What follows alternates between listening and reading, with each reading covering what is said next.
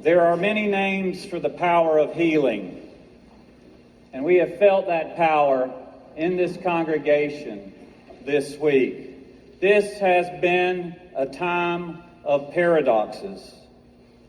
Last Sunday, a man walked into this sanctuary with the intention of inflicting terror, and he inspired quick and decisive acts of courage. Reports tell us that he believed that liberals were soft on terror. He had a rude discovery.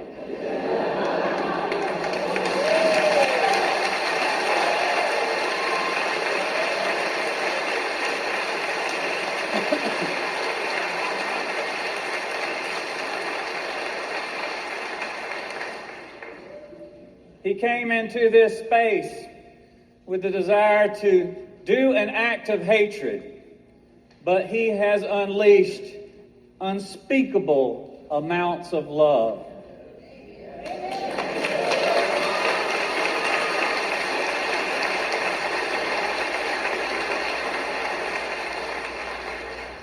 A man tried to strike a blow for intolerance, and by so doing, he inspired a gathering Monday night in the Second Presbyterian Church and many other holy places throughout the week. A gathering of Christians and Jews, Muslims and Buddhists, believers and unbelievers, crowded in the aisle, sitting on the stage, standing outside in the rain, holding, hugging, and helping each other to heal.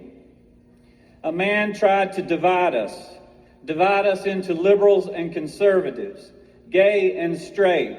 Instead, his actions united us, making us more willing to listen to each other, care for each other, respect each other, support each other, and let's be honest, feed each other.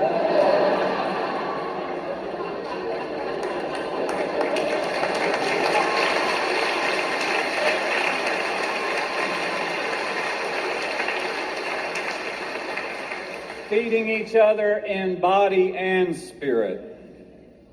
He came into this space to inflict death.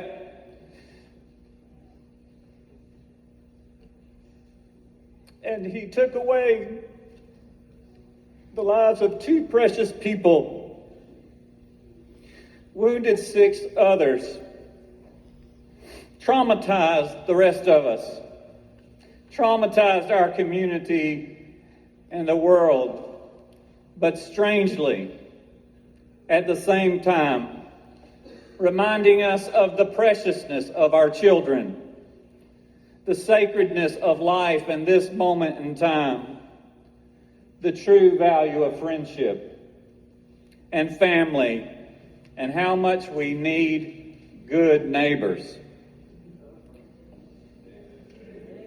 Amen.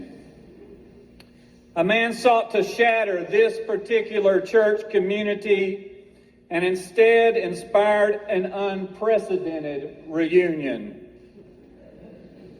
of people committed to protecting this beloved community and preserving it for future generations.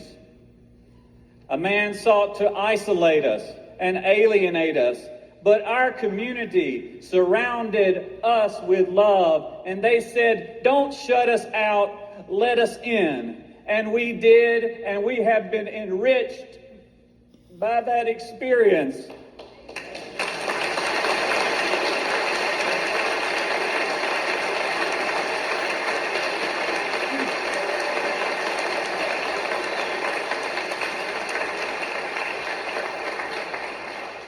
Thank you, everyone out there. I can't even begin to name everyone we want to thank. I want to raise to you something that gives me hope in this particular time, in this particular difficult time. The stole I am wearing is a gift that was given to me by a friend from the church. It has an image on it that will be familiar to most of us. It is a Celtic cross.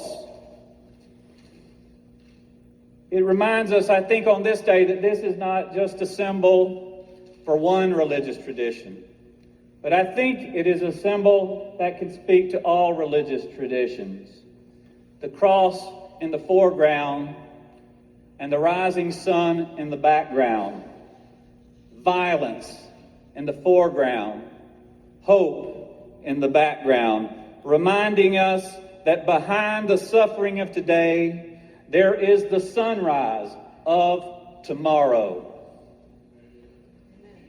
And so I drape this stole across this pulpit. The person who gave this to me, said this belonged to her father, who was a Presbyterian minister, who was a good man, and she wanted to give it to another good man. And so I place it on this pulpit of a good congregation to remind us that we are all Presbyterian today.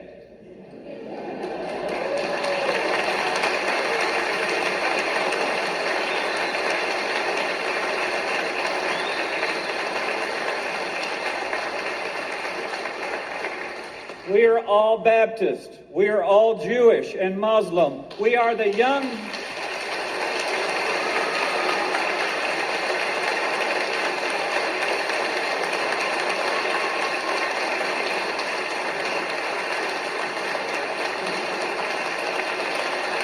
I'm not done.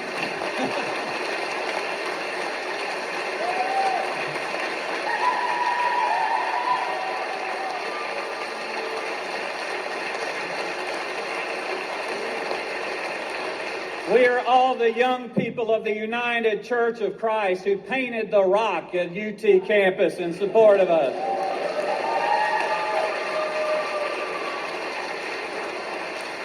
We are all rationists. We are all Quakers. We are all Baha'i and more. We are all liberals. We are all conservatives.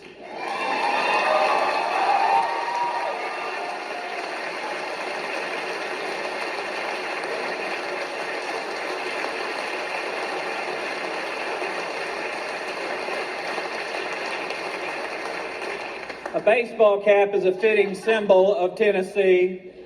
This baseball cap has a Tennessee flag, which we do now reclaim for that kind of inclusive love that we have experienced today and yesterday and all week long.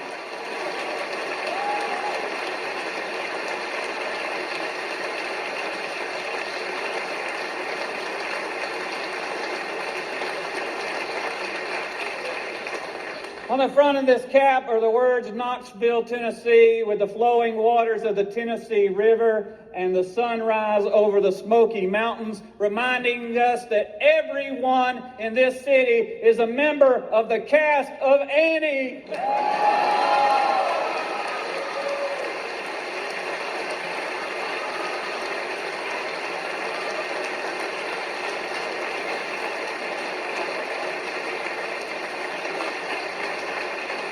And we are united as a community saying, the sun will come out tomorrow.